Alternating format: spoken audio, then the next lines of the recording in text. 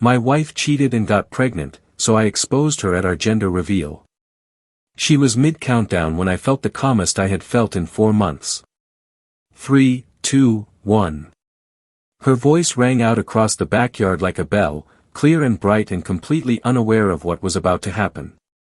100 people leaned forward. iPhones went up. And I stood there at the edge of the crowd with a glass of champagne, watching my wife reach for the ribbon on a giant white box, and I felt nothing. Just clean, cold quiet. The lid came off. And the black balloons rose into the afternoon sky. Let me take you back to the Tuesday in February when everything I thought I knew about my life developed a crack so fine I almost missed it. I had been married to Simone for 6 years. We had a house in a suburb that still smelled like fresh paint on hot days, a golden retriever named Biscuit who destroyed exactly 1 throw pillow per month with clockwork precision, and the kind of marriage that looked, from the outside, like the sort of thing people pin to their vision boards. Date nights. Shared playlists. The way she'd reach over in the car and put her hand on my knee without thinking about it. I loved her. That's the part that makes everything else so much harder to say. I was a sales director for a logistics firm, which meant my life ran on patterns and data and the ability to read a situation before it fully revealed itself. I was good at my job because I was good at reading people, at noticing the small misalignments between what someone said and what they meant. Which is probably why I noticed Simone's phone before she did. She'd left it on the kitchen counter when she went to shower, an ordinary Tuesday, nothing remarkable about it. I wasn't snooping.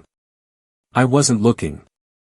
I was making coffee and the screen lit up with a message preview from a contact named M, and the preview said, "Last night was exactly what I needed."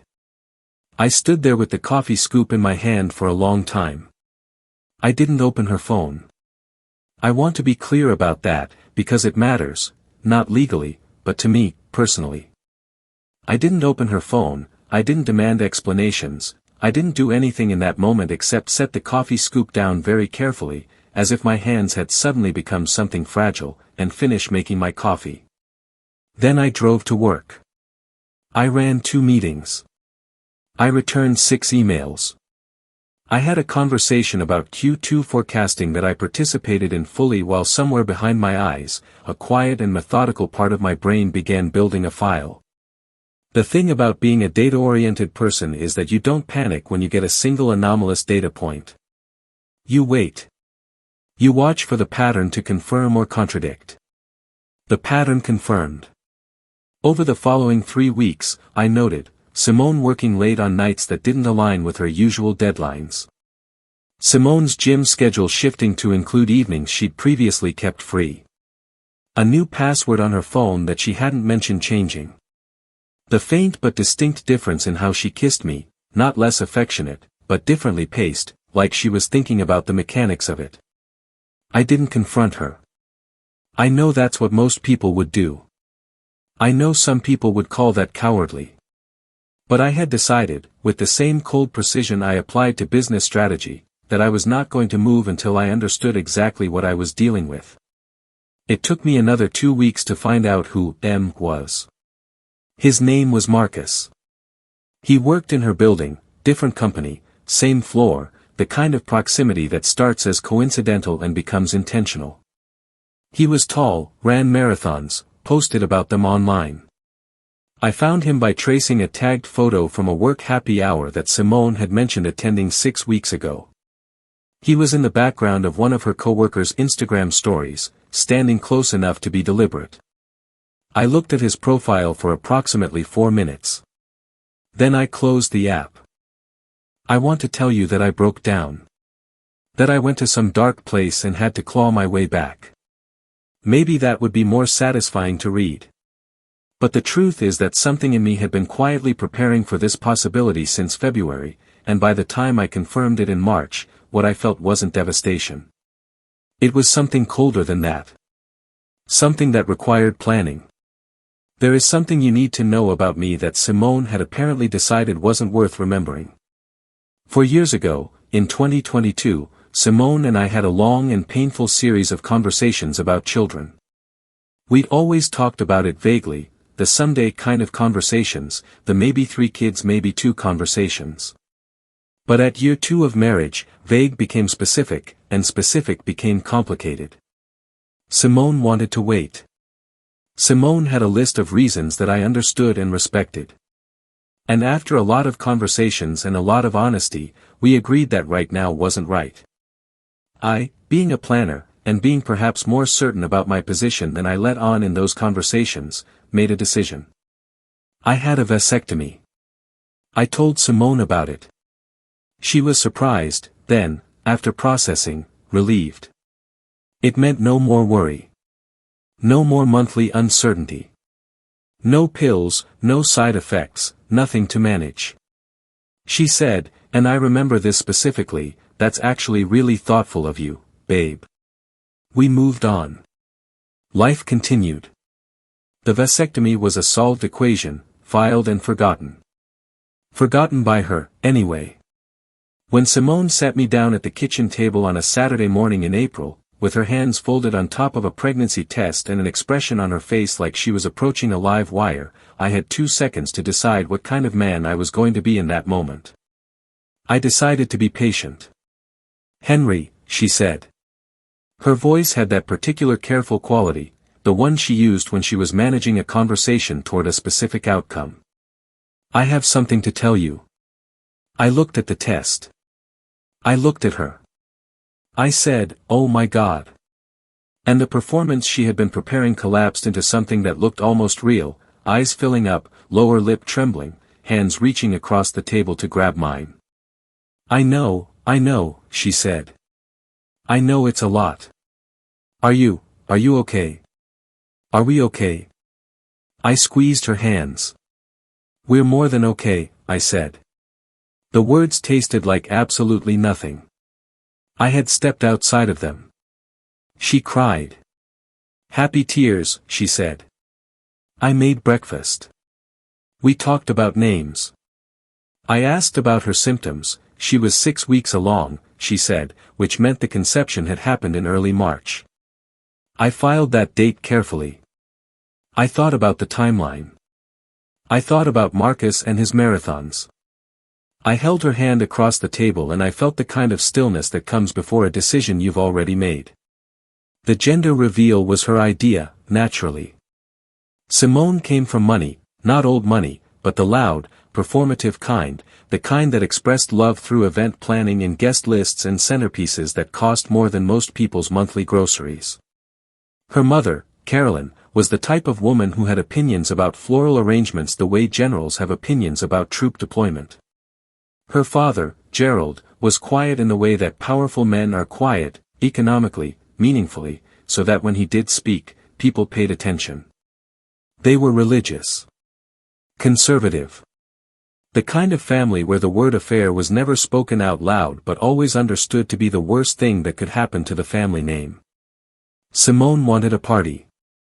Not a small one. A party. 100 guests. A catered backyard. A professional photographer. A balloon box from a boutique party store that did custom gender reveals for, and I am not exaggerating, $500 base cost. Invitations sent out. A Pinterest board with 37 pins. I wanted to be the event, she told me, practically vibrating. Mom already knows 12 people who want to come. Babe, this is our moment.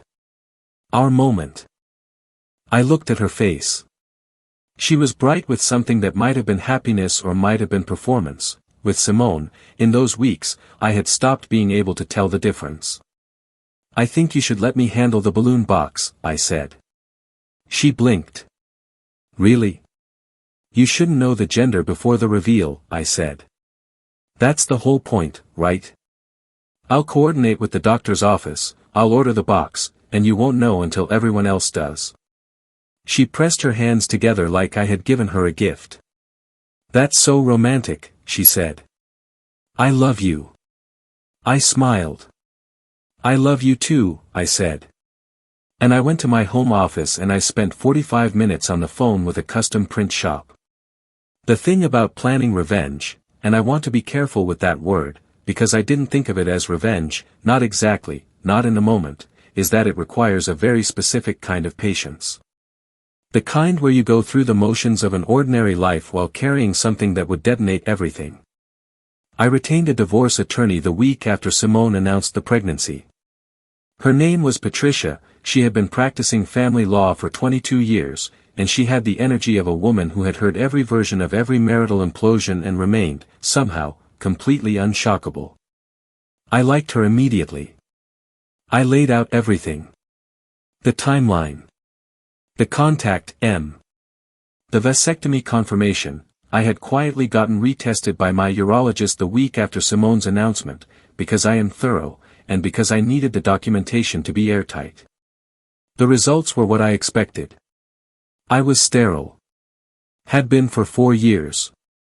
Would be for the foreseeable future. Patricia looked at the documents. You understand, she said, that when this happens, it's going to be very public. It's going to be very public, I agreed. And you're prepared for that? I've been preparing for it since April, I said. She leaned back in her chair and gave me a look that was not quite approval but was adjacent to it.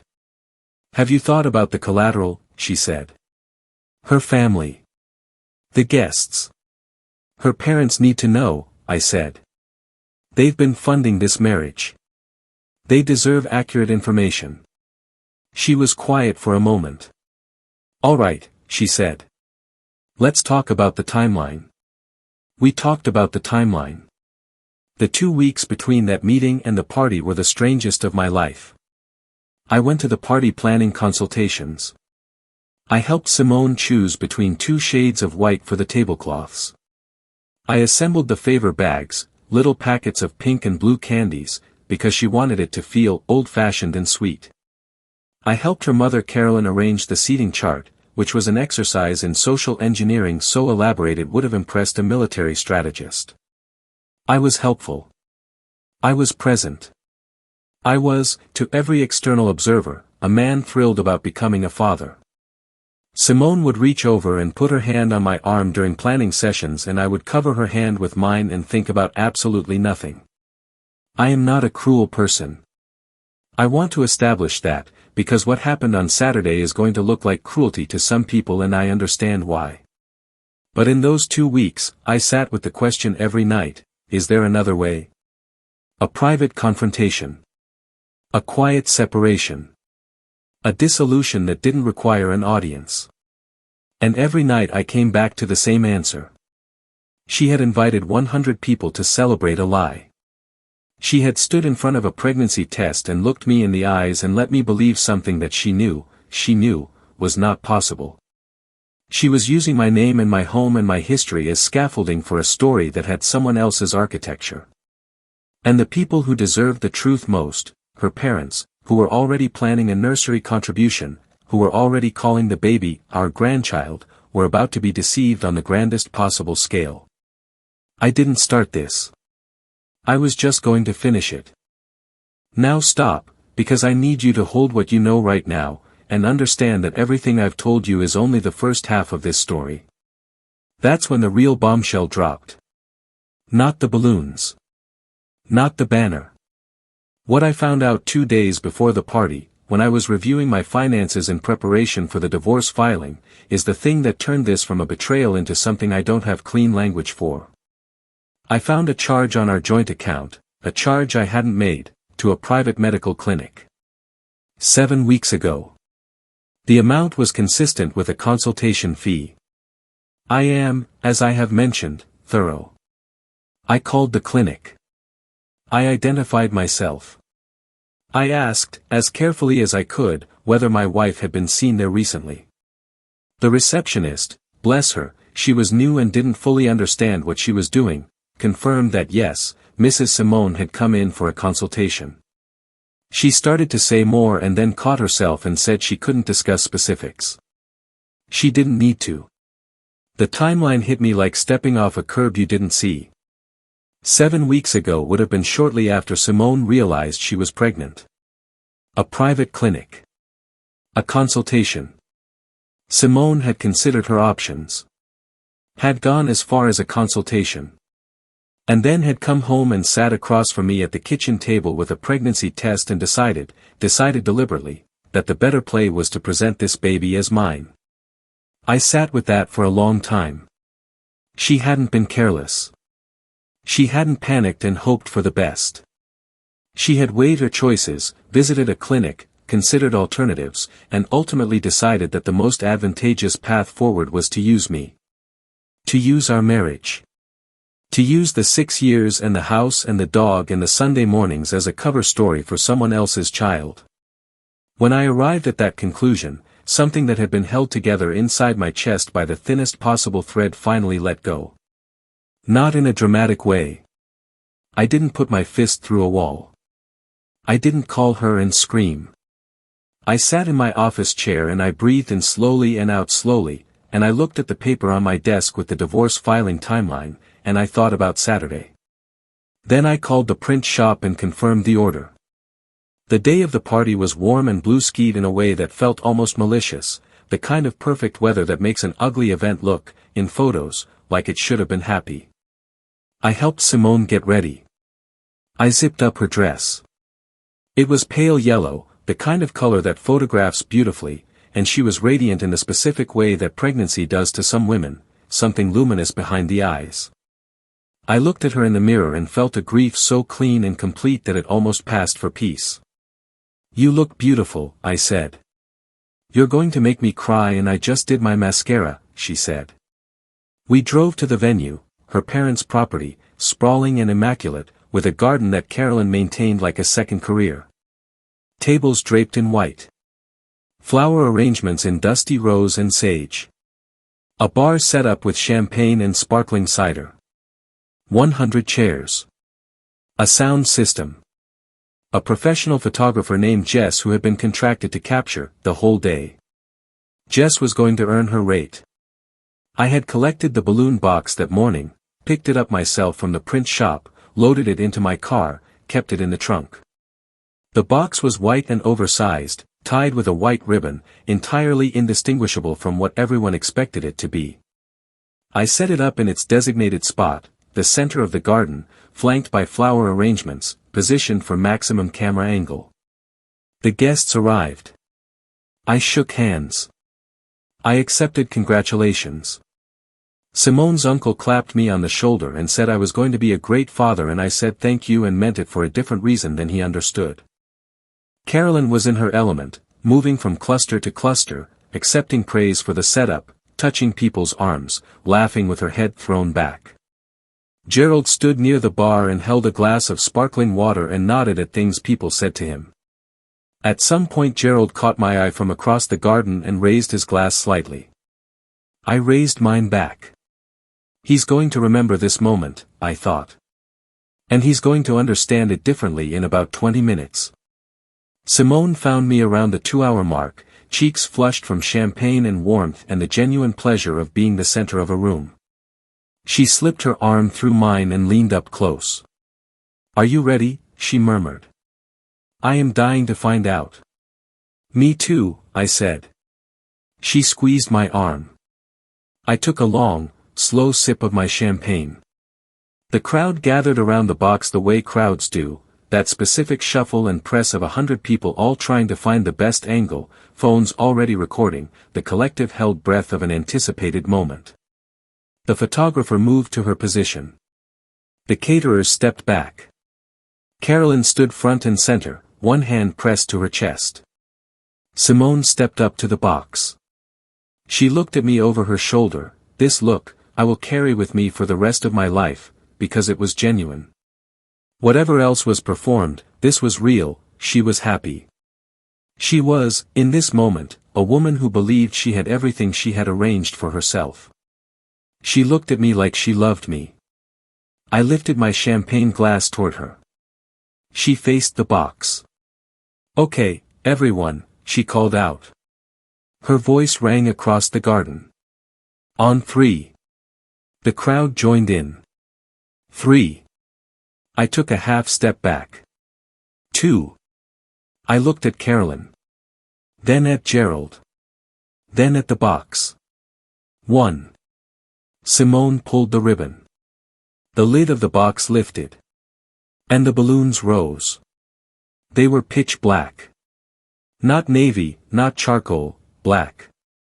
12 of them, matte and stark against the blue sky, rising in a cluster with a slowness that felt almost theatrical, the kind of thing you'd see in a dream where the wrong detail tips you off that something has gone wrong.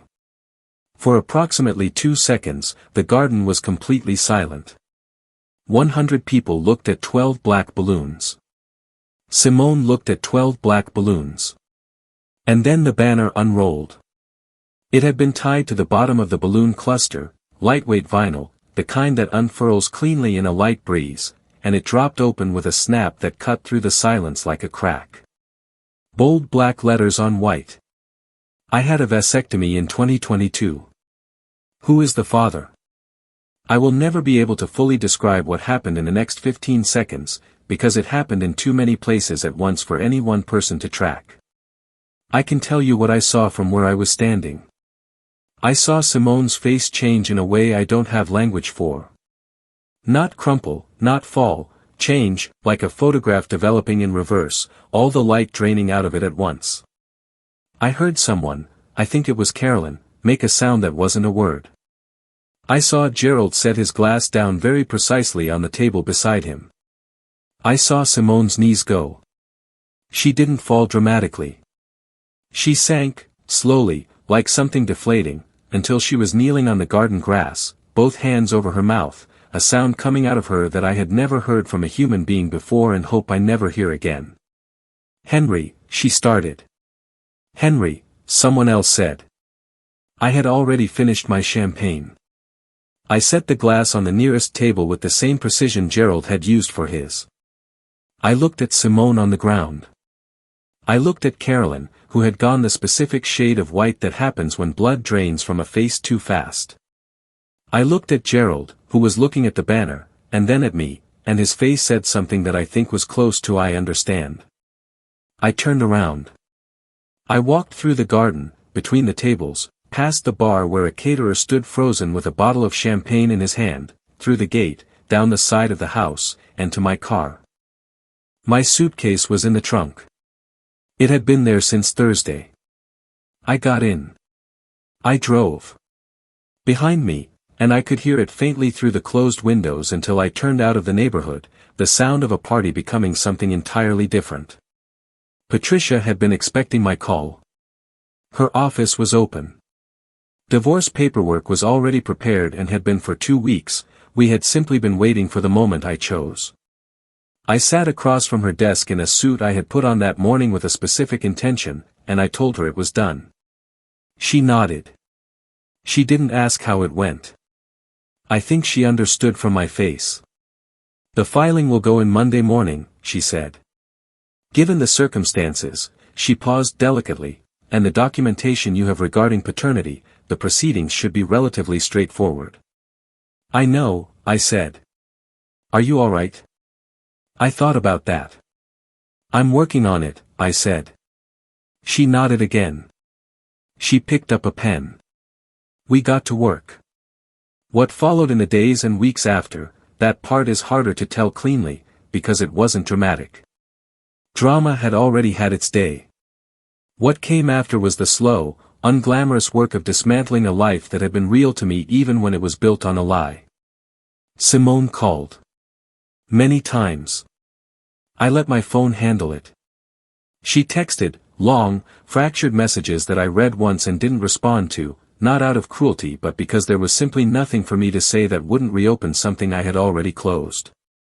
Her mother called. Her mother texted. Her mother sent an email that was 3 paragraphs long and contained, at its core, a plea for me to understand that these things are complicated. Gerald sent a single text, 1 sentence, I'm sorry, son. You deserved better. I replied to that one. I heard through the divorce attorney that Simone had told her parents the truth about Marcus, or most of it, anyway. I heard that there were significant family discussions. I heard that Marcus had declined to be involved, which may have been the only unsurprising development in the entire situation. I heard that the gender reveal video had circulated. That was inevitable, 100 phones, a moment designed for recording, the kind of visual that the internet receives like a gift. I didn't search for it. I didn't watch it. I knew what was in it. What I didn't anticipate was the calls I started getting from acquaintances. From friends of friends. From people I hadn't spoken to in years who had seen the video and wanted, what? To check in. To congratulate me. To express horror. It was a complicated mixture of all three. I gave one interview. A podcast, not mainstream, run by a friend of mine who does a show about relationships and decision-making. I told the story simply. I didn't perform for it.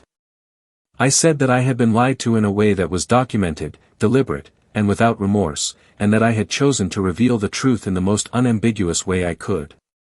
Do you regret it? He asked me. I thought for a long time. I regret that there was a version of my marriage that I believed in completely, I said. I don't regret protecting myself.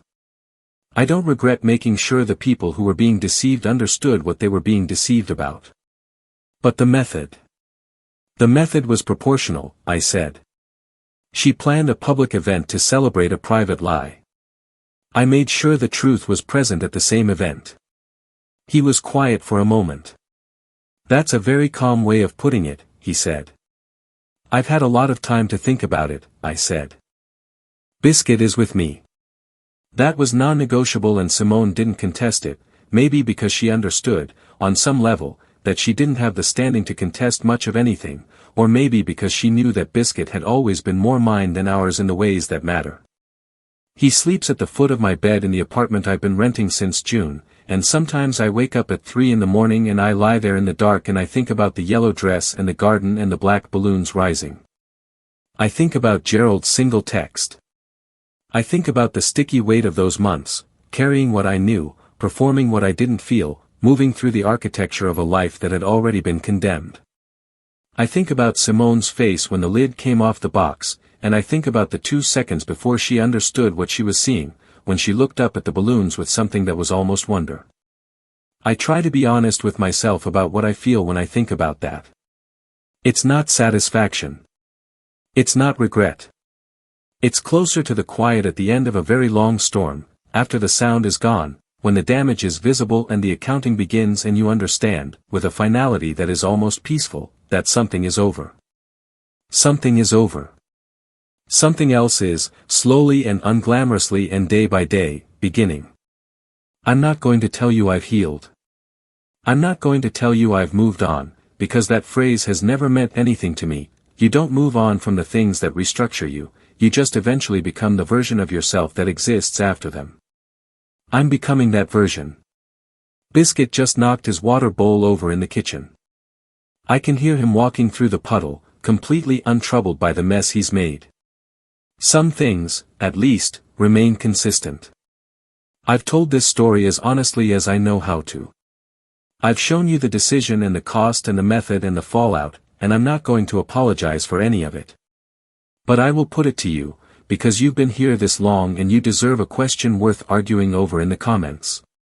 She sat across from me with a pregnancy test and looked me in the eyes. She let me help plan the party. She let me zip up her dress. She looked at me over her shoulder before she pulled that ribbon with an expression that was real. I know it was real, even now. So I want to know what you think. Was the garden the wrong place to end a marriage built on the right lies, or was a public betrayal the only honest answer to one? If you have made it this far and want to see more videos like this, then kindly subscribe and turn on notifications so you may never miss another story like this.